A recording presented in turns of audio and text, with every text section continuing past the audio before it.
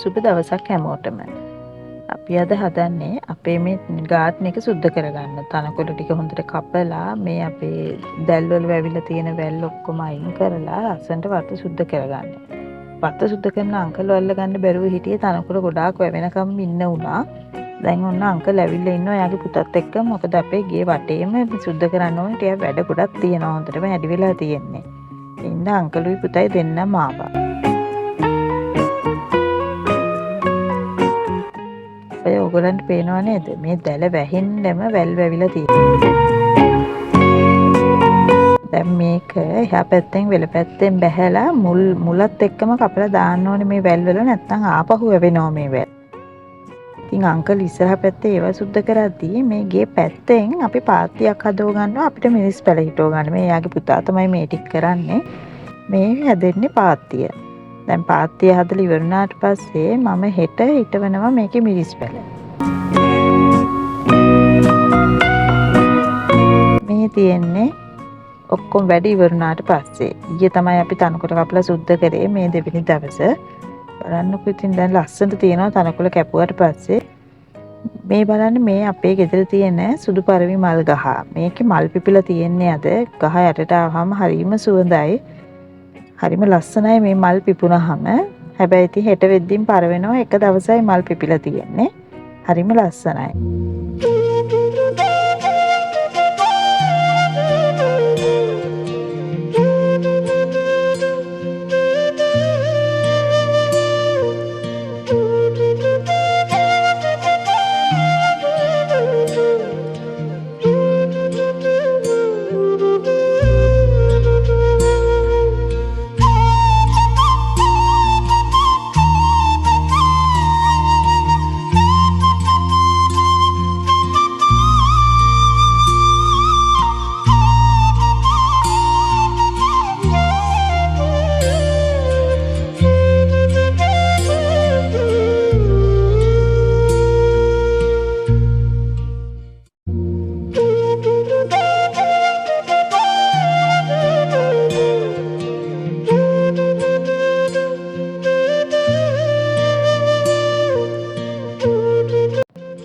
මේ අපේ ගේ පැත්තෙන් තියෙන කුඹුරු යාය.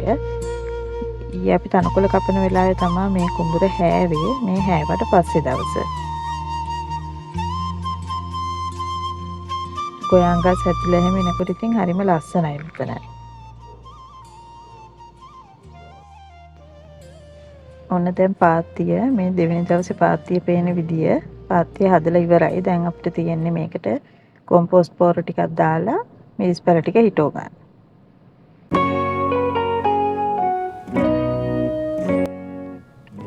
මේ බලන්නකො මේ පොල් ගහ මේකෙන් අපි අතින් තමයි පොල් කඩන්නේ. උස යන්නේ නැති ගහක්. අපේ තාත්තා තමයි ඉතින් පොර දාලා හරියට පරිස්සම් කරලා හදාගන්නේ. අපේ ගෙදර පොල් ගස් ටික ඔක්කොම බලාගන්නේ අපේ තාත්තා. තාත්තා වෙලාවට පොර දම්මලා හරියට පරිස්සම් කරනවා ගස් ටික. ඒ වගේම ඉතින් තාත්තට පළදාවක් දෙනවා ගස් ටික. දැන් මම පාත්තියට කොම්පෝස්ට් පොර දාලා පැල ටික හිටව ගන්න තමයි හදන්නේ. කොම්පෝස්ට් පොර ටික මෙහෙම දාලා මේක පාත්තිය කෙරවලට යනකම් තුනී කරා. පාත්තිය ගොඩක් ලොකු පාත්තියක් නෙමෙයි පොඩි පාත්තියක්. ඒ පාත්තියෙන් කෙරවලට යනකම් මේක තුනී කරා. තුනී කරලා ඊට පස්සේ මම මේකේ වලවල් හදාගෙන පැල ටික හිටවලා වටේට කොහොබත් ටිකක් දැම්මා. මේ තියෙන්නේ මේ පැල ටික. එතන තියෙනවා බැටළුවානා මිරිස්, අමු මිරිස්, මාළු මිරිස්. ඊට අමතරව මම තව ගෙනල්ලා තියෙනවා ගෝවකොළ පැල දෙකක්. මේ විදිහට වලවල් කපලා මේ වලට පැලේ හිටවලා වටේට කොහොබත් දැම්මා. ඔය විදිහට මුළු පාත්තියටම පැල ටික හිටව ගත්තා. මේ තියෙන්නේ අමු මිරිස් පැල.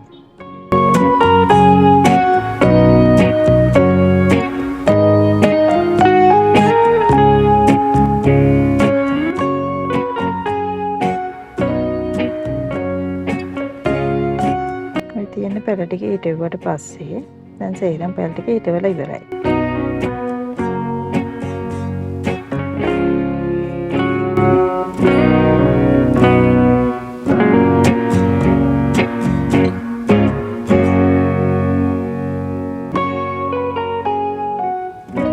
පැල ටික ඔක්කොම හිටවලා අපි යමු රැයට කන්න පාස්තා එකක් හදන්න.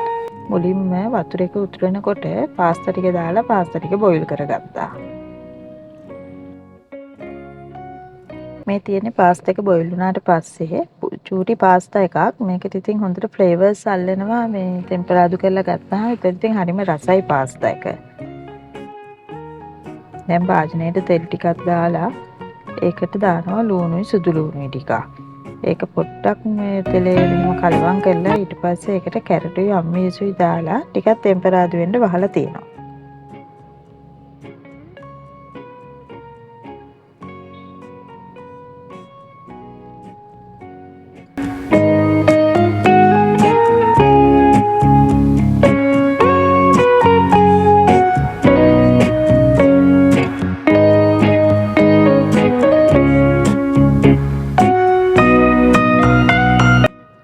දැන් ඒක ටිකක් ටෙම්පරාදු වුණාට පස්සේ ඒකට අපි දානවා සැමන් ටිකක්.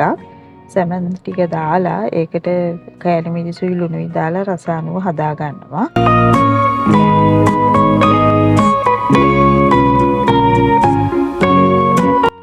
ඊළඟට පාස්තා සෝස් ටිකක් දාලා ඒකත් කලවම් කරනවා.